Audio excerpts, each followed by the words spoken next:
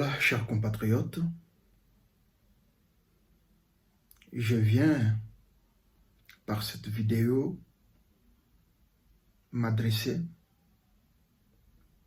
à vous qui me suivez et je vous demanderai de passer le message à ceux qui ne suivront pas cette vidéo. L'objet de mon intervention, c'est bien l'incident qui a eu lieu entre notre grand frère Gabriel Mokia et le journaliste Fabien Kousouaniga. D'où je m'exprimerai en français, en lingala, en kikongo l'État et en kisuku. Je voudrais mettre en garde ceux qui tentent de récupérer cette situation pour le transposer ailleurs et l'utiliser pour d'autres fins. J'ai toujours dit le conflit tribal est dangereux, très dangereux. Ceux qui me connaissent et ceux qui ont toujours suivi mes positions, quand il y a eu le conflit avec l'Angola, je m'étais exprimé. Quand il y a eu des propos déplacés envers nos frères du Kasaï lors d'une manifestation à Kinshasa, je m'étais exprimé. Et de la même sorte, aujourd'hui, je me permets, et surtout en tant que Moussoukou, de m'exprimer aussi. Je commencerai peut-être par parler de notre grand frère, cher aîné, Gabriel Mokia. Certains le connaissent aujourd'hui, moi personnellement, Augustin Moukamba. Gabriel Mokia, les grands frères, je les connais depuis des années. Et je n'ai jamais eu honte de le dire, et je l'ai toujours dit, que ce vieux m'a sauvé la vie. Évidemment, quand il se dit patron, ce n'est pas un patron de nouvelle ère ou un nouveau riche. Moi, je le connais à l'époque. Il avait encore ce bureau à Beaumarchais. Il avait le journal Les Diplomates. C'était un grand homme d'affaires. Si j'ai eu la vie sauve dans une situation X, Y de l'époque politique, c'était grâce à son intervention. Et pour ça, j'ai toujours été reconnaissant à cet aîné, à ce grand frère.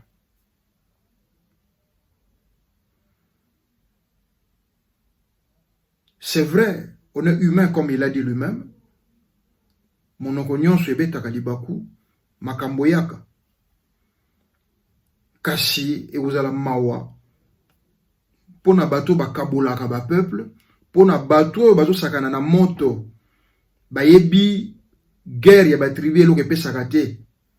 Ba tribaliste au maréchal Mobutu abandaki ko telemela. Bako sakana moto na kati ya makambo. Toboyi tribalisme. Toboyi toali bana Congo, toali ba descendant ya Mfumu Kimbangu, tozali bana kipa vita, tolingi te na Congo ya lelo, totala o Moluba, o Mokongo, o Moswahili, oyo Mongala.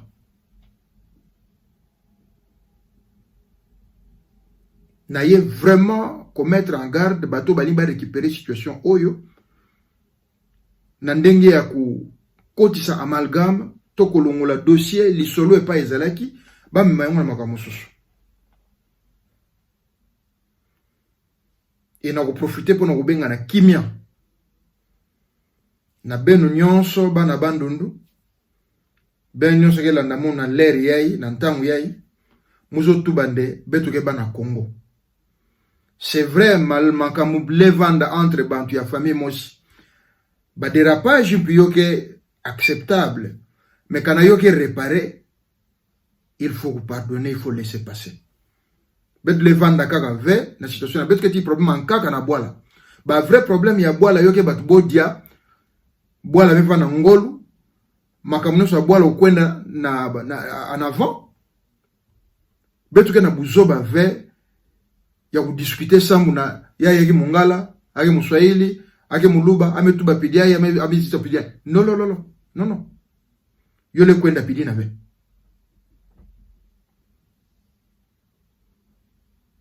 Donc muge kubinga na benyo so tabandundu na calme. Bet mesola api na mputu. Communauté à Bandundu, Betu Yugaga, le 2, le 3 d'ailleurs, message, je m'écouma, yo vandara, message en tête, il y a Mbuta Gabriel Mokia, il y a Zole, yo vandara, il y a Fabien Kouswaniga, il y a Tatu, yo vandara, il y a Gabriel Mokia, Betu Bande, yo vanda, Kimia. Betu Biga yo, Pidina, mais, Betu les vivre ensemble, na respect ya bantu nyonso. Luzitu yoke kima ngolo na kati ya communauté. Kana betu ke condamné banzenza bo kwisa na bwana betu bo ketu luzitu na balua na betu ve na bwana betu ve betu monsi ba congolais il faut betu banda na luzitu na respect na zola kati na betu. Yoina mbeba parole sa no tu bande yo me luta, mais betu ke mettre, betu ke tula en garde. Baina me zola ubaka situation yai, sam na transposer yo na ubaka comme discours politique, na créer ba conflit, ba zizani entre d'une part bato Bandundu na Bangala. Non, betu ke bana Congo. Abenu basuku, kumbenu teti. Bunaka samna yende ni uswanika. Talenu ucheki, talenu pikumamba. Njai, luena ba ulwala. Njai mahangi bulu. Me, tuena batu. Mbuta mutu mokia, yande ni kasamuni, kene kiadi mumba manaka zonji. Zaini mbonguzandi, zingi kamongiza kubandundu. Kwa kuna kasa di kafe diandi, kwa kuna kasa di mamandi. Kwikidi, tambushi, lombi mlemvu, tohaniwa. Betu bosu kwa uputu to landi. C'est vrai, to moni makiadi, matukangi bulu. Zena bonsu ngushi. Mais, mbutamuti yande nga savini, zena kabu. Abobo to hanga. Lombi mlemvu, to sisi. Ben lokali kabu guna, yako lutela yambulenu. Mais au contraire, manamachoki matukweka nduka. Lozaya ni tuena batu. Basuku bena batu bafieria. Batu banduka. Bena batu. Ukata jina. Lolanda keti mu histoire de basuku de Congo. Lomona ni basuku balite bayaka. Balite banwani mzingu ye mdedi. Na te kutsuka. Kilumkiashika yelu heki jimbwa de gichasa. Bako bantundu banwani wa mvita kuichasa yimdedi. Halo yuka bonsu mboka shika. Banani, bayagabe, basuku, bapelendi, bangongu, babosu bana. Bahungani. Tuna batu, hata dina di betu. Nito salaka bisalu mana to salaka. Samu tuna kunzwetu. Tuna uhata dietu. Betu yetu to sala. To siso kuba shinwa, to siso kubatu. Batu bahika bisa sala.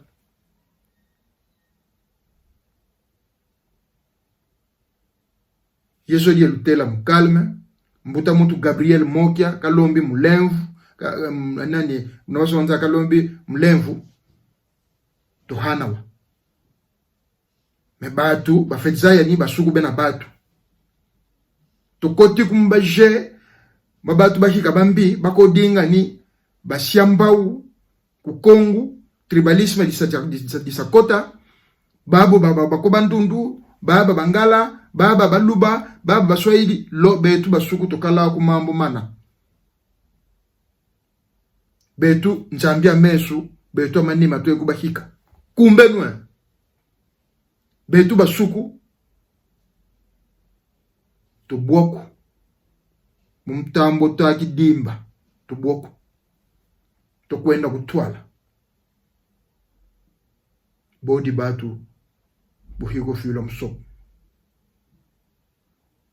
Kote de higa lo feza yani kombu ka jama sengi ngudi ando mlongi bwa.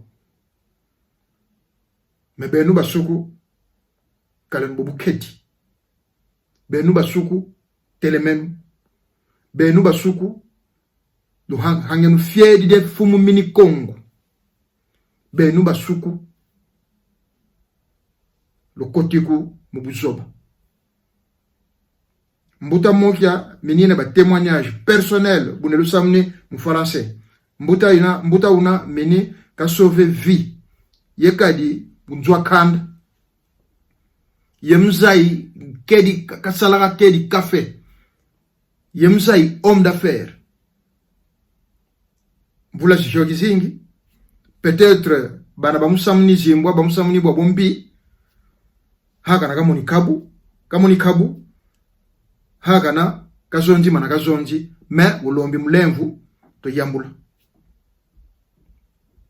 Ni mutu hika ka telemadi hika mzina de basuku bayaka bapelendi bangongo hangena ni bazaya boto kala beto.